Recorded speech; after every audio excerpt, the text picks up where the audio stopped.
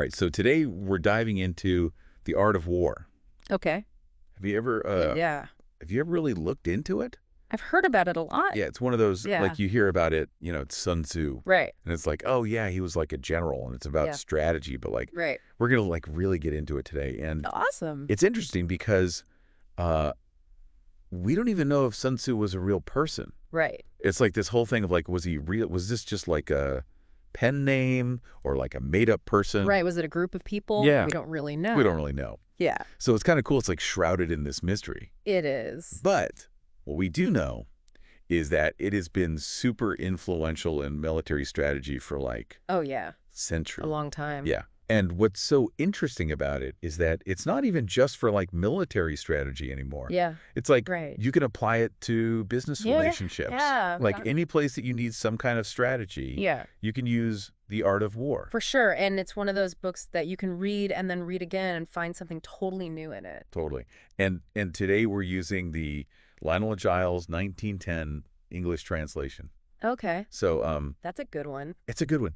It's very readable. Yeah. So it's not like, you're not going to get bogged down in like old what- English or anything. Yeah. It's very accessible. Yeah. Yeah. And it's amazing how relevant it still is, Oh, no. considering when it was written. It's incredible. So Sun Tzu starts off with this kind of like, Mm. instead of like getting right into battle tactics, Right. which I have to admit I was kind of expecting. Right. Like when I first looked into it, I was like, oh, this is going to be like all about like, flanking maneuvers and stuff like that. Yeah. But he starts off with these kind of like big picture ideas, Yeah. and he calls them the 5 constant factors. And it's like Right. the rules of the game before you even start playing. Exactly. So what's the deal with those? So the 5 constant factors are really the foundation of any kind of conflict you might find yourself in. Okay.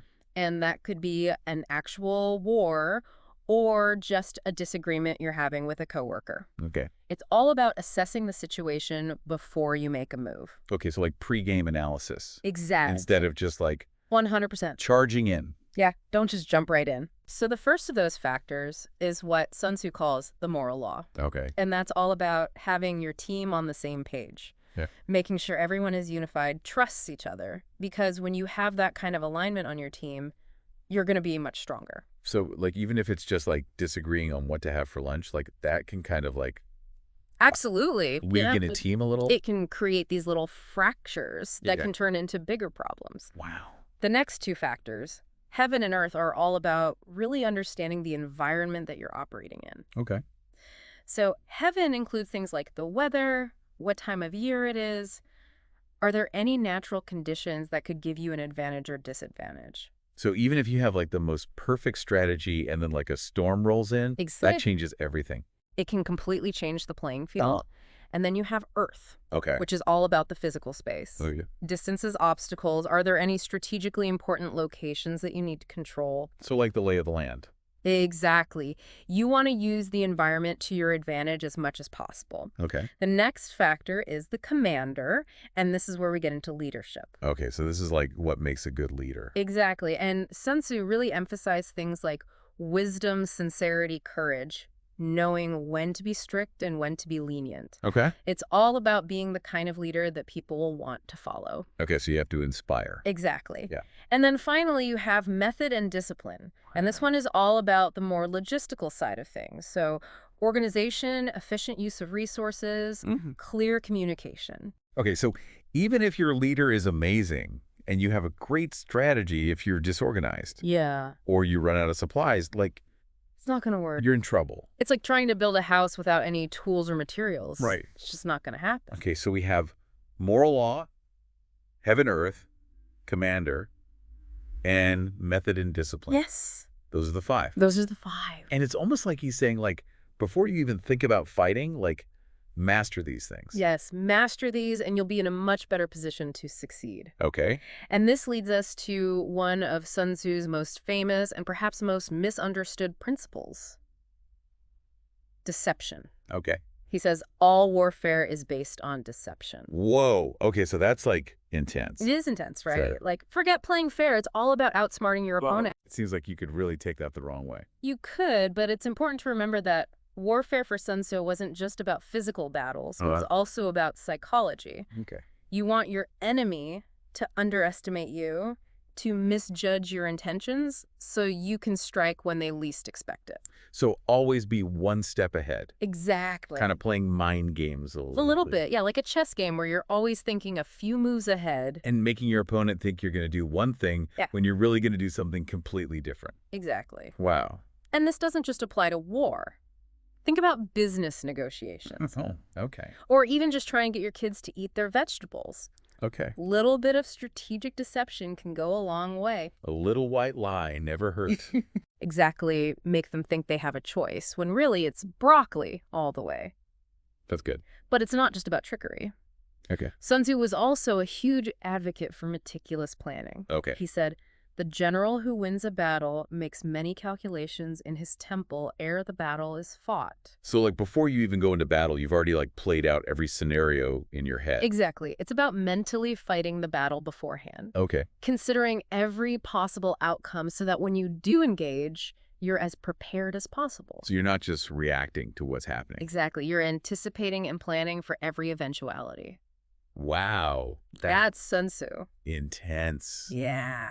That's amazing. He was all about minimizing risk by thinking everything through in advance. Wow. Yeah. It's like he's saying, don't just react, plan for everything. Think about it like those what-if scenarios. Okay. Like you're playing a game of chess. Right. You have to anticipate your opponent's moves, and you have to have a counter strategy ready. Okay. And you might think, well, that's great for like ancient battles, but like, what about my life? Yeah. But the idea of planning carefully, that's universal. That's true. Think about job interviews. Okay. Presentations. Yeah. Even just having a tough conversation, you know? Right. It always pays to plan. Yeah. It's like, Go ahead. what is it? Proper planning prevents poor performance. There you go. Sun Tzu was onto something. Exactly. And you know what's really interesting is that he wasn't even really all about like the big fight. What do you mean? Well, he talked about how the best way to win is to break the enemy's resistance without actually fighting. Okay. Now that sounds like a magic trick. Right. How do you win without even fighting?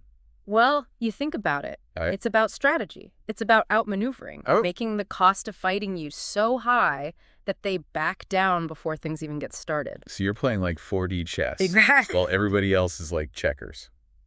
There you go. I like that. And a big part of that is knowing where to strike and when. Okay. And he says, strike at what is weak. Okay. Well, yeah. I mean, go for the weak spot, but I feel like that's like Yeah.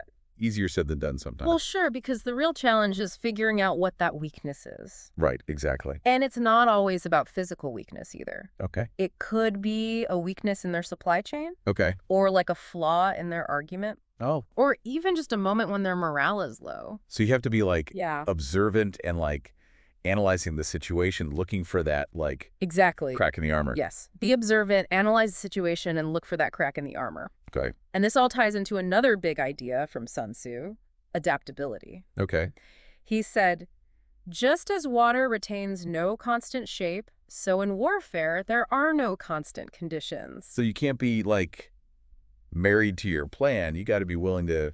Exactly. You can't be so rigid. Right. You have to be able to adapt to changing circumstances. Okay. In fact, he thought that being unpredictable could be a huge advantage. Okay. He said, appear at points which the enemy must hasten to defend, march swiftly to places where you are not expected. Keep them guessing. Exactly. Keep your opponent guessing. Sure. Because the element of surprise Yeah. can be so powerful. Yeah. Like you never see it coming. Right. Whether you're on a battlefield or negotiating a business deal, it's about disrupting their expectations. Okay. Throwing them off balance. So we've talked about all this stuff, but like we got to talk about Yeah. the human element. Oh, absolutely. Like I feel like that's something that doesn't always get enough attention. Right. And Sun Tzu talks a lot about leadership and morale. He knew that even with the best strategy, a demoralized team is vulnerable. Totally. He says, a whole army may be robbed of its spirit. A commander-in-chief may be robbed of his presence of mind. Wow. So he knew that the leader's mindset and the team's overall morale are just as important as any weapon. It's like those sports movies where the team with like less talent Yeah. but more heart ends up winning. That's a great way to put it. Yeah. It's about heart. Right. It's about having that drive and that belief in what you're doing. And how do you build that? Like, Well, Sun Tzu believed the best way to do that was through strong leadership. okay. He said, Regard your soldiers as your children, and they will follow you into the deepest valleys. Look upon them as your own beloved sons, and they will stand by you even unto death.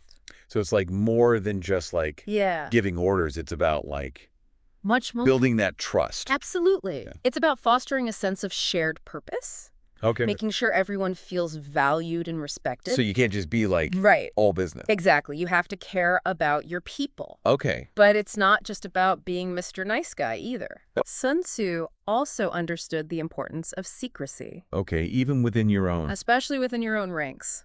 Really? So you shouldn't tell your own team everything. Well, you have to be careful. Okay. He said by altering his arrangements and changing his plans, he keeps the enemy without definite knowledge. Okay. So he believed in only sharing information on a need-to-know basis. Okay. So like a little mystery, A little mystery. even on your own team, can be good. It can keep everyone on their toes. Keeps it interesting. Exactly. And speaking of mystery, this leads us to another fascinating aspect of Sun Tzu's strategy: spies. Okay. Now this is where things get like Right. cloak and A dagger. little espionage. Yeah. Sun Tzu was all about it. Okay. So what did he have to say about spies? He believed that spies were absolutely essential. He said, knowledge of the enemy's dispositions can only be obtained from other men, meaning that you need inside information. Okay. He even outlined 5 different types of spies: 5. What are they? local, inward converted, doomed, and surviving. 5 types of spies. 5 types. Okay. So it's not as easy as like Wow. sending a guy with a trench coat to go. Right. It's not just James Bond. Okay. Each type of spy served a specific purpose. Okay. For example, local spies were recruited from the enemy's own people. Oh, wow. They would blend in, Wow. provide valuable intel. So they're already like embedded. Exactly. Wow. And then you had inward spies. These are enemy officials who had been bribed or convinced to work for you. Oh, wow. So you're like turning their own people against them. Exactly. Wow. And then there were converted spies. Okay. These were enemy spies who had been captured Okay. and then convinced to switch sides. Wow. That's like, It's like next level spycraft. yeah, that's intense. It is. What about the other 2, doomed and Doomed and surviving. those sound a little ominous. Yeah, so doomed spies were basically decoys. Oh, okay. They were given false information and then sent back to the enemy, Oh. knowing they would probably be caught. So you're like sacrificing them? In a way, just to like protect the... It's a calculated risk. Okay. You're sacrificing a palm to protect your king. Wow. And then you have these surviving spies. Okay. And these were the ones who managed to stay undercover for a long time, Wow. feeding back information. So they were like really embedded. Deep cover. Wow. It's risky business. It is high stakes for sure. So Sun Tzu figured all this out, like back in the day. He laid the groundwork for a lot of modern espionage. But does this kind of stuff even still happen today? Oh, absolutely. Really? Yeah. I feel like with all the technology, You would think, right? like we don't need spies anymore. You'd think it was all satellites and algorithms now. Right. But human intelligence is still incredibly valuable. Okay. Think about cybersecurity, for example. Okay. Even with the most sophisticated firewalls, sometimes the easiest way to find a vulnerability is to think like a hacker. Okay. Use social engineering or even just bribe someone with inside access. So it still comes down to like the human element. Always, because as they say, the human element is the weakest link. Wow. And, you know, this idea of spies, it's not just for war anymore. Okay. Businesses use it all the time. Yeah, market research, competitive analysis, keeping an eye on what your rivals are doing. So you're spying on your competition. In a way, yes, but it's all above board, of course. Okay. The point is gathering information is crucial. So knowledge is power. Exactly. You can never have too much information. That's true. It helps you make better decisions. It's like that old saying, forewarned is forearmed. There you go. Sun Tzu would approve. So we've covered so much today, from like the 5 constant factors and deception to adaptability and even spies. It's been quite a journey. It really has. And it's amazing how The Art of War, which is like this old military book, Yeah, thousands of years old. is still so relevant to today. It's a testament to Sun Tzu's understanding of human nature. Okay. The strategies and principles he outlined, they're timeless. They really are. Because they tap into something fundamental about how people operate. So what you're saying is whether you're like a general Or a CEO. or just like a regular person just trying to figure things out, Exactly. The Art of War has something for you. Absolutely. Wow. It's about being strategic in every aspect of your life. I like it. Thinking ahead, Okay. Adapting to change. So as we wrap up this deep dive, is there like one final thought? How about this? Okay. Sun Tzu said, every battle is won or lost before it's ever fought. Oh. So think about a challenge you're facing in your life. Okay. It could be anything, a presentation, a tough conversation, even just making a big decision. Okay. How can you apply the principles we talked about today Okay. to approach that challenge more strategically? I love that. I love that because it's like, It's a call to action. yeah, it's like take what we learned and actually use it. Exactly. I love that. Sun Tzu's wisdom is meant to be applied. It's not just theoretical. Exactly. It's a practical guide to navigating the complexities of life. Love it. With a little bit of strategy and cunning, you can achieve your goals. Awesome. Well, thank you so much for diving in with us today. It's been my pleasure. This is great.